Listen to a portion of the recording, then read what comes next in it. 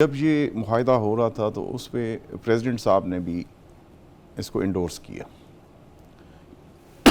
या तो पहले सोच लेते, लेकिन एनी हाउ हमने मुल्क चलाना है और मुल्क चलेगा इंशाल्लाह।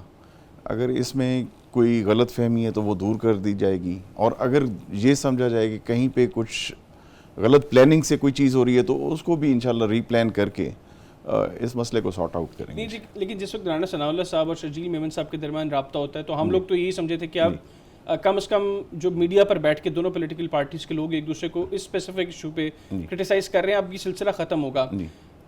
राना साहब गालिबन शहबाज शरीफ साहब का अब इंतजार कर रहे हैं, वो चूंकि टर्की के दौरे पे हैं, वो वापस आएंगे, उसके बाद शायद उनका ख्याल था कि चीज़ें आगे बढ़ेंगी। सईद गनी साहब टारगेट कर रहे हैं पंजाब को, नून लीग को, उसके बाद अज़मा बुखारी साहबा उनको अखलाकियात का दर्स दे रही हैं, वो उनको टारगेट कर रहे हैं। तो ये तो फिर मतलब बड़ी अजीब सी कंडीशन नहीं होगी? दोनों पॉलिटिकल पार्टीज इस वक्त वफाक में, आप दोनों बड़े अलाइज हैं। देखिए,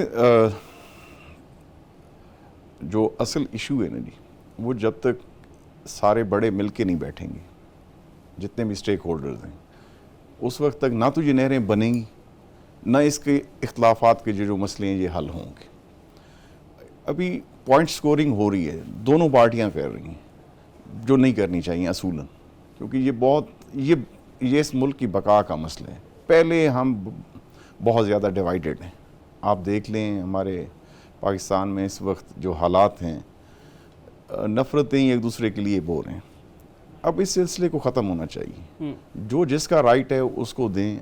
अगर सिंध वालों को इतराज़ है कि हम उनका पानी काट रहे हैं तो हमें नहीं काटना चाहिए, और अगर हम अपने पानी से, पंजाब के पानी से, पंजाब की किसी सरजमीन को आबाद करना चाहते हैं तो उनको इतराज़ नहीं होना चाहिए इस पर। मतलब यहाँ पे कहीं ना कहीं कन्फ्यूजन है जिसको दूर करने की आप समझते हैं कि ज़रूरत जी, कन्फ्यूजन है। और ये अब जैसे प्राइम मिनिस्टर साहब आते हैं, इसमें मेरा ख्याल है कि ये बहुत ज़्यादा हाईलाइट हो गया। अब इस पर कोई ना कोई फैसला होने वाला है अनकरीब। और ये जो राना सनाउल्लाह साहब और मुस्लिम लीग नवाज़ के अंदर कुछ दूसरी बातें कर रहे हैं बार बार कि पीपल्स पार्टी, जिस तरह आपने भी कहा कि प्रेसिडेंट साहब ने पहले जो है इसको इंडोर्स किया, अब चूंकि सिंध में जो नेशनलिस्ट्स हैं उन्होंने इतनी बड़ी तहरीक चला दी है, उसका प्रेशर इतना पड़ गया कि पीपल्स पार्टी ने इसके ऊपर अब इतना मजबूत स्टांस लिया है। अगर पीपल्स पार्टी इसी मजबूत स्टांस पर कायम रहती है, आप समझते हैं कि हुकूमत के लिए पर खतरा खड़ा मतलब हो सकता है क्रिएट?